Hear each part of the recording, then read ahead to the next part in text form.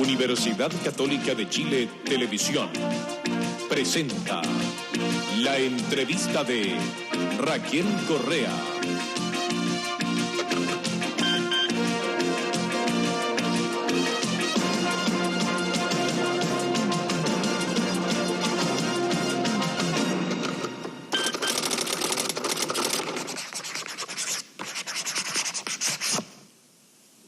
Muy buenas noches.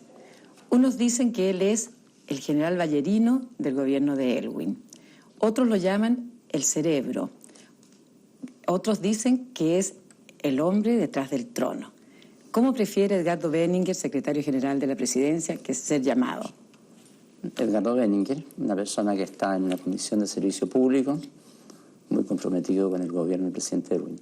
Pero muchos lo ven como ministro, como un supraministro, y muy en la sombra. Mucha gente me ha comentado hoy día, este es el ministro que menos habla.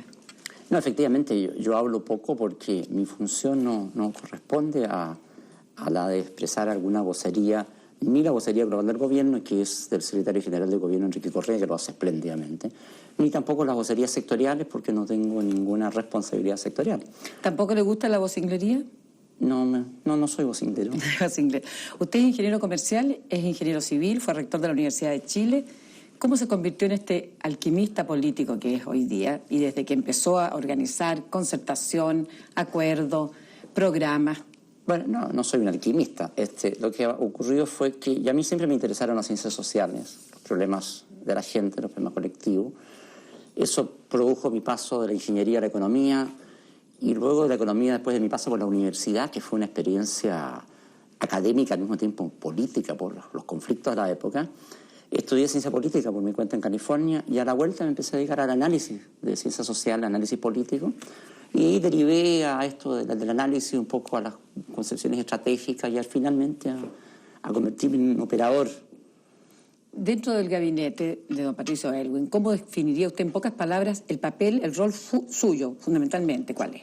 Yo tengo un rol fundamentalmente en mi ministerio de coordinación no resolutiva, de apoyo a la dirección política del gabinete que tiene en sus manos el ministro del Interior, Enrique Kraus, donde hacemos equipo con Correa, de coordinación interministerial, en el sentido de ser una persona que trata de poner de acuerdo vía sugerencias y ministros de distintas carteras en temas que superan a un ministerio determinado en sus efectos. Entonces, ese es un trabajo que es de asesoría, que es de coordinación, pero que claramente es un ministerio, y por eso que no es un superministerio ni puede serlo, que no tiene competencias resolutivas propias. Haciendo un balance, ya se cumplieron 6 meses del gobierno, este primer semestre, las notas del primer semestre. Me gustaría que me dijera, ¿a quién le mostraría, por ejemplo, tarjeta amarilla? ¿Dentro del gobierno, fuera del gobierno? Dentro del gobierno yo creo que uno puede decir con mucha satisfacción que ha sido un equipo que ha adquirido una homogeneidad, una cohesión muy notable. La verdad que en esto por tercera o cuarta vez los agoreros se han equivocado. Pensaron que la concertación iba a deshacerse por el plebiscito, no creyeron que fuéramos capaces de tener un candidato, un programa y un acuerdo electoral, y además creyeron que no era posible armar un gabinete tan plural y heterogéneo. Creo que la realidad ha sido dentro del gobierno contrario. Ninguna tarjeta amarilla. ¿Fuera del gobierno alguna amarilla o alguna roja? No, yo creo que los distintos actores, uno puede tener visiones críticas de determinadas oportunidades, momentos o acciones en que han participado o actuaciones que han tenido, pero yo no usaría el lenguaje futbolístico en términos globales para nadie. Dentro de las relaciones del gobierno, en el contexto del país, este regreso a la democracia, es evidente que las dificultades más serias, por lo menos eso es lo que percibe la opinión pública, las tiene el gobierno con el ejército. Específicamente, ¿usted diría que si el general Pinochet se hubiera acogido a retiro, no habrían existido estos problemas? Bueno, yo quisiera ahí tal vez decir lo siguiente. Uno es que en general uno podría decir con mucha seguridad que el proceso de reinserción en sus roles institucionales y profesionales de las Fuerzas Armadas se ha desarrollado de una manera muy, muy buena.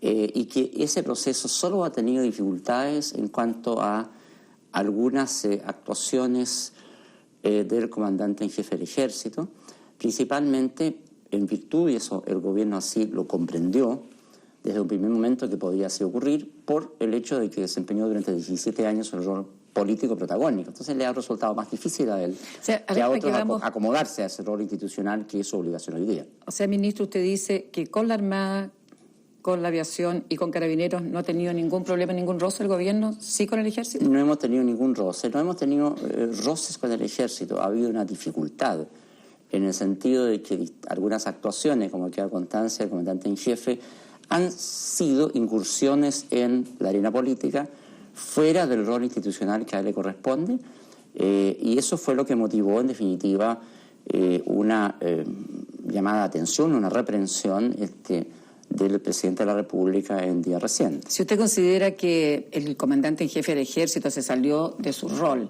y así lo considera el gobierno, ¿por qué entonces sus partidos, la Democracia Cristiana concretamente, no votaron a favor de la acusación en el Congreso? No, yo creo que una cosa... ¿Se movió el gobierno para evitarlo? No, el gobierno ha declarado claramente de que no entiende que aquí haya motivo alguno para una acusación constitucional. El gobierno confía... Pero si se salió de su rol, se salió de su rol constitucional, ¿significa que actuó inconstitucionalmente? No, distingamos de que él tuvo algunas declaraciones y expresiones que estuvieron en esa zona a veces un poco gris entre lo que es institucional y lo que es político, cayó hacia el lado político. Entonces, de ahí que se le dijo, mire, el señor comandante en jefe, le dijo el presidente de la República, usted optó libremente por desempeñar el rol de comandante en jefe y no seguir en la arena política. Como esa es una opción libre tomada por usted, yo le quiero manifestar de que estas últimas X actuaciones suyas no responden fielmente a la obligación de encuadrarse estrictamente dentro del rol profesional institucional. Y nosotros entendemos de que eso es lo que ha ocurrido en general, aún en el ejército, y va a seguir ocurriendo porque me parece que la situación ha quedado perfectamente aclarada. Y, me interesa preguntarle, ministro, usted no dice... vemos que eso vaya a romperse a futuro. Lo que le dijo en la práctica el presidente de la República al general Pinochet. ¿Qué le contestó al general Pinochet? Eso fue una conversación privada, pero es evidente por lo que ha hecho el general Pinochet después que ha sido muy cuidadoso en mantenerse estrictamente dentro del rol profesional y de su calidad de comandante en jefe.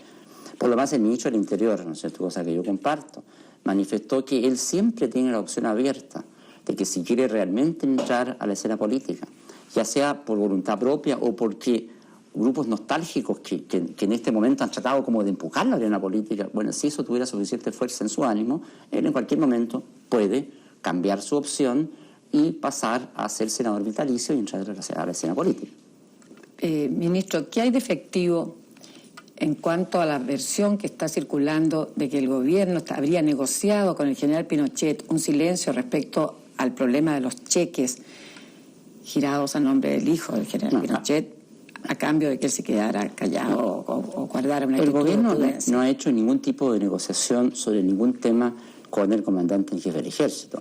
El gobierno tiene, el presidente de la República y también el ministro de Defensa, tienen una relación formal perfectamente correcta. Los únicos problemas que ha habido son de conocimiento de la opinión pública. En consecuencia, no hay nada que negociar mientras el comandante en jefe actúa dentro de su rol constitucional.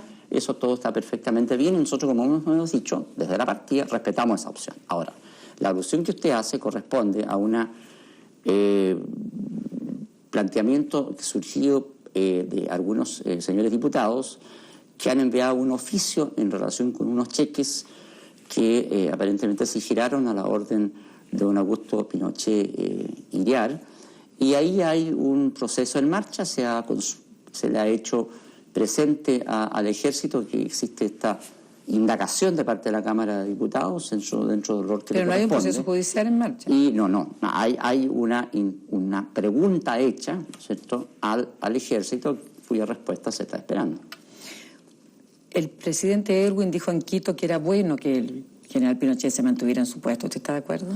No, el presidente Erwin lo que ha dicho siempre es que, y todo lo hemos señalado en el gobierno, que nos pareció de partida inconveniente, inadecuado, que el general Pinochet, después de 16 años de tener el poder absoluto y desempeñar el cargo de presidente de la República, volviera a un cargo de comandante en jefe del ejército, porque preveíamos esta dificultad de ajuste en el rol, que es lo que se ha manifestado, pero al mismo tiempo dijimos que respetábamos esa decisión. Y es en ese sentido que el presidente Erwin ha vuelto a reiterar que él respeta esa opción, porque nosotros constitucionalmente estamos comprometidos a así obrar. Ahora, al margen del respeto a la Constitución, que es fundamental en un Estado de Derecho, ¿usted piensa que lo mejor para el curso del desarrollo de esta transición sería que el general Pinochet renunciara? Mire, como esa es una opción que es enteramente voluntad de él, nosotros no nos ponemos en ninguna hipótesis distinta. Pero usted tiene una postura personal frente al tema, y usted la ha dicho. Por ejemplo, yo tengo aquí una frase suya pronunciada en enero de este año, en una entrevista que yo misma le hice en el diario El Mercurio. Dijo, en términos de criterio político, no es bueno para el país ni las Fuerzas Armadas que permanezcan en servicio activo. Perfecto, yo mantengo eso absolutamente. Lo que ocurre, que como al mismo tiempo nosotros le reconocimos el derecho a mantenerse en el cargo de comandante en jefe, en este instante la realidad en que estamos es esa otra. Entonces nosotros operamos dentro de esa realidad. Pragmatismo y prudencia. Es decir, las reglas del juego de que aquí hay un superior jerárquico, que es el presidente de la República, y una dependencia también adicional del ministro de Defensa. Mientras eso se cumpla, estamos en un proceso que, como digo, en líneas generales es muy positivo, de reinserción de todas las Fuerzas Armadas, incluido el Ejército, en el contexto de la institucionalidad democrática. Esto, en definitiva, Raquel, yo calificaría estos episodios que han ocurrido, que la prensa los dramatiza mucho. Yo los califico de turbulencias en un proceso que en general va absolutamente en la dirección correcta.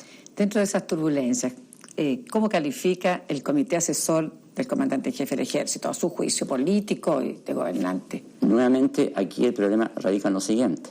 Si el comité asesor se limita a asesorar al comandante en jefe en las materias que son propiamente institucionales y opera en un área de problemas institucionales, eso es perfectamente correcto y tiene absoluto derecho a hacerlo.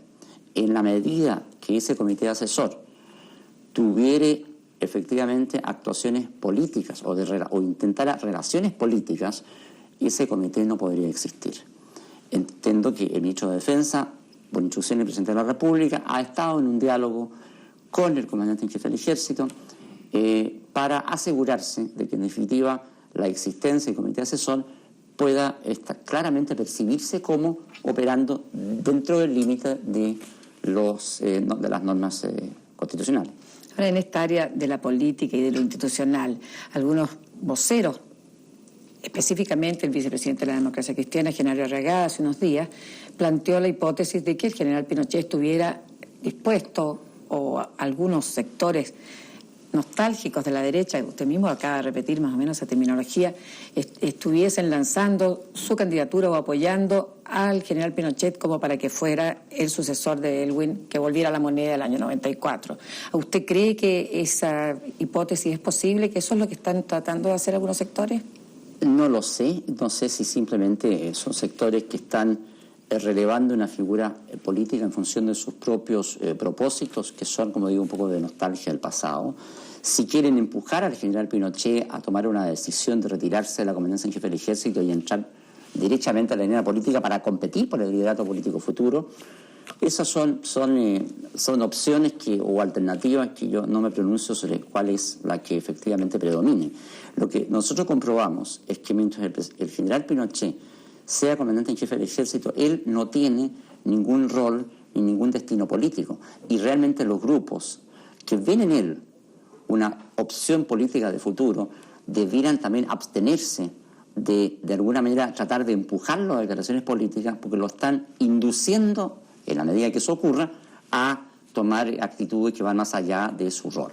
¿A qué sector político específicamente o a qué sectores políticos usted señalaría como los que están induciendo al general Pinochet a actuar más allá de su rol? Bueno, claramente uno ve que hay sectores que no han desempeñado ese papel, como es el caso de Renovación Nacional. Ha habido algunas acciones o por lo menos declaraciones públicas de dirigentes de la UDI que ciertamente se aproxima mucho más a esta visión de la figura política que aún vigente. De manera que pero no puedo yo tampoco entender que esto sea una acción deliberada de un partido. Yo lo veo más bien como acciones relativamente descoordinadas de personas. Usted, al general Pinochet, para terminar ese capítulo, lo sitúa como una figura política del pasado, del presente, del futuro. Más de alguna de esas alternativas también es posible. No, yo claramente, para mí, el general Pinochet es una figura política del pasado, cuya actuación será juzgada por la historia. Es un comandante en jefe del presente y creo que eso es, desde de lo que yo estimo como probable, el término de la carrera pública del general Pinochet. O sea, un político sin futuro. Yo no lo, o no un lo, militar sin yo no le veo futuro político. Yo no le veo futuro político. En principio, el 9 de noviembre, entiendo, termina el plazo de la Comisión Verdad y Reconciliación, que puede ser prorrogable. ¿Usted cree que se va a prorrogar o que va a cumplir en este plazo la misión? No le puedo asegurar porque la Comisión ha trabajado de forma obviamente absolutamente autónoma y sin contacto con el gobierno. Sin embargo, los antecedentes que uno tiene en el sentido de la enorme cantidad de material que ha ido acumulando hacen suponer de que le va a ser muy difícil evacuar su informe en noviembre y probablemente pida, no sé si todo o parte de la prórroga de 3 meses que el propio decreto establece. ¿Qué significaría para usted que la comisión tuviera un éxito? ¿Qué debiera lograr la comisión para que usted lo considerara exitosa la labor de ella? Yo creo que eso hay que juzgarlo en función de lo que nosotros podríamos definir como los grandes objetivos de la política en este campo de los derechos humanos. El presidente Rubén lo ha puesto muy bien. Aquí tenemos un proceso de verdad, justicia, reconciliación que envuelve también elementos de perdón. Yo creo que la gran contribución de la Comisión de Verdad y Reconciliación es justamente dar al país una visión de verdad global y pormenorizada de los hechos más atroces ocurridos en este tiempo, que permita al país asumir colectivamente esa verdad. Y el asumir colectivamente esa verdad... O sea, ¿se va a quedar en un diagnóstico? No, va a entregar antecedentes, que es lo que logra acumular como conocimiento de verdad. Eso no es un diagnóstico, eso es una información, eso es entregar al país una visión de lo ocurrido. Usted dijo también otra palabra que es fundamental en este relato, es justicia. Usted dijo verdad, justicia y reconciliación. Entonces, justicia, uno entiende el castigo, uno entiende los tribunales, uno entiende... acusaciones a los autores de estos delitos atroces que usted está denunciando. Correcto, pero tenemos que precisar esto un poco. Está claro que desde el punto de vista del Estado, el informe de la Comisión de Verdad y Reconciliación le va a servir fundamentalmente para poder, a partir de la verdad, favorecer una reacción colectiva de asumir la verdad, tal vez de un reconocimiento colectivo y de cada institución y de cada actor, de sus propias culpas, porque no hay nadie exento de culpa. Y ese reconocimiento colectivo, a su vez, deberá facilitar la reconciliación final, en definitiva, el perdón de los chilenos unos a otros. Hablando en términos más jurídicos, ¿ese perdón significa amnistía? ¿Una nueva amnistía, 78 en adelante? Eso me lleva al tema que usted me preguntaba recién, Raquel, que era el problema de justicia. Nosotros, en ese sentido, estamos comprometidos a respetar la legalidad vigente al 10 de marzo.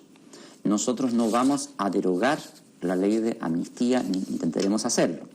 Al mismo tiempo, no está considerado una nueva ley de amnistía. No renunciamos en términos de lo que hoy día es legalidad vigente a un esfuerzo continuado de persuasión para que la búsqueda de la verdad no tenga restricciones.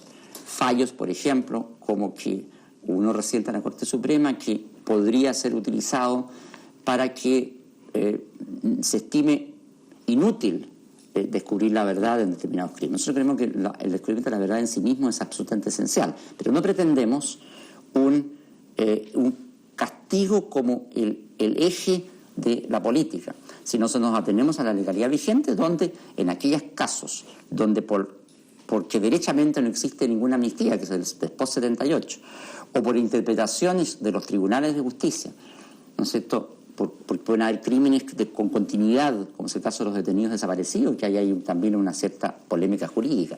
En la medida que eso lleve a los tribunales, bueno, a los tribunales tendrá que llegar.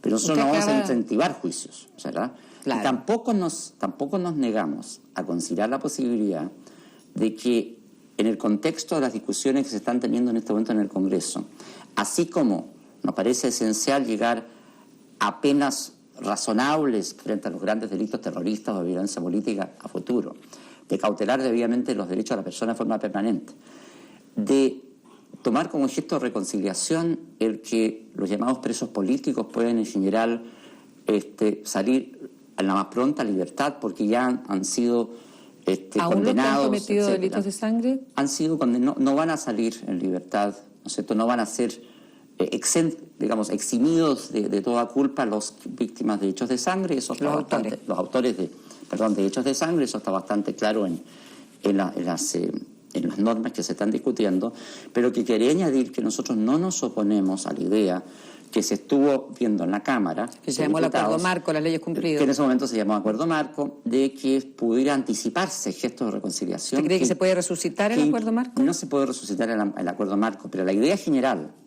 de que pueda haber, en el contexto de estas leyes, algunos avances hacia la reconciliación en términos de rebajas o de penas en determinadas condiciones para eventuales culpables de violaciones de derechos humanos, eso es parte de una política que es perfectamente compatible con el trabajo fundamental de la Comisión de Verdad y Reconciliación. Y apunta a eso, en definitiva, que la justicia, para todos los afectados, es una justicia que tiene los límites de la prudencia, en definitiva. Ministro, usted delante me pasó su aviso con el balance sonriente de los 6 meses de gobierno. Yo leía un juicio hecho por el presidente de la UDI, Julio Dittborn, quien dijo que el gobierno ha sido mediocre en el campo económico y débil en lo político. Fundamenta la mediocridad en lo económico en los problemas del ajuste, en aumentos de desempleo, aumento de las tasas de interés, la baja del crecimiento, que es notable, la inflación, que era el objetivo que se perseguía, que no se ha logrado, que este mes se está presumiendo incluso para septiembre sobre un 4% de inflación. Entonces, eso en cuanto a lo económico. Si quieres hacer cargo de lo económico brevemente, después pasamos a la parte política, en cuanto a que ha sido débil políticamente. Con mucho gusto. La verdad es que el desarrollo de la economía en el año 90 ha sido un proceso que tuvo como punto de partida en lo que se ha llamado el sobrecalentamiento de la economía en el año 89, que terminó en el último trimestre del año pasado con un descontrol total de la política monetaria, con un nivel de importaciones de alrededor de crecimiento del orden de un 30% en el año, en conjunto de medidas en ese momento muy populistas del gobierno pasado, vinculados al financiamiento y, digamos, a la plataforma electoral del candidato continuista de ese momento. Pero el país creció en un 10% finalmente. El país creció un 10%. Y este año absolutamente, un 0 se aspira. Absolutamente no. Seguramente va a ser entre 1,5% y 2%. Pero el crecimiento del 10% era insostenible porque se hizo sobre la base de esta expansión irresponsable monetaria e incluso fiscal. Nosotros nos encontramos con un ajuste iniciado antes que el gobierno se hiciera cargo el 11 de marzo. Como hay constancia pública, el ajuste ha logrado controlar el brote inflacionario y estaríamos en este momento en perfectas condiciones si no fuera por la crisis del Golfo Pérsico, que evidentemente es un problema. Problema que, sin embargo, al país lo encuentra porque hemos despertado la confianza de la gente, la encuentra en buen pie, porque resulta que este periodo que algunos críticos califican de mediocre ha coincidido con una explosión de inversión, con decisiones muy fuertes de inversión, con un aumento espectacular que se sigue manteniendo de exportaciones, y en consecuencia está claro de que el gobierno lo que se ha ganado es una imagen de seriedad, y no de otra manera se explica que la semana pasada, es decir, hace 3 o 4 días atrás, se logró en tiempo récord una renegociación de la deuda externa con los bancos, ¿no es cierto?, en Estados Unidos, que significan un alivio muy importante y en una negociación, como digo, muy, muy rápida. Si no fuera por el excelente pie y la excelente opinión que los que dirigen la economía chilena en este momento y la política llevada adelante durante este año, si no fuera por la excelente opinión que se tiene, eso habría sido absolutamente imposible y tampoco se habría materializado la inversión. Yo no quiero que nos quede fuera el último calificativo, que era débil en lo político, fundamentado especialmente en la actitud del gobierno con los terroristas. Y estos días toman más un nuevo interés cuando se conoce la presencia y la intervención de jóvenes estudiantes secundarios participando en movimientos juveniles revolucionarios. El gobierno ha sido débil en correcto. Yo creo que esa es una crítica que tampoco corresponde a la realidad. A mí me parece absolutamente obvio para todos que el gobierno ha manifestado y ha actuado con un compromiso muy serio con la mantención del orden público y el combate a la violencia política. Ha habido un respaldo absolutamente 100% al Cuerpo de Carabineros, un esfuerzo por reforzar el servicio de investigaciones, se ha aumentado la dotación de carabineros, se les ha aumentado medios y, en definitiva, hay, como digo, un compromiso muy fuerte con el orden público, que además se traduce en que nosotros no hemos aceptado conductas extralegales, como tomas y otras cosas, que sin recurrir, como sucedió en los años anteriores, a represión exagerada o excesiva, se ha logrado contener. El problema del movimiento juvenil Lautaro sí es una cosa delicada. Aquí hay aparentemente un pequeño grupo que intenta penetrar en los jóvenes, muy jóvenes, al nivel de enseñanza media, y eso es algo que tenemos que enfrentar, en parte por la vía represiva, en parte por la vía educativa, en parte por la vía de abrirle oportunidades a los jóvenes, de manera de hacerle frente de una manera integral. Yo le agradezco mucho, ministro, su presencia en mi programa y con ustedes la próxima semana con otro personaje de actualidad. Muchas gracias. Universidad Católica de Chile Televisión presentó la entrevista de Raquel Correa.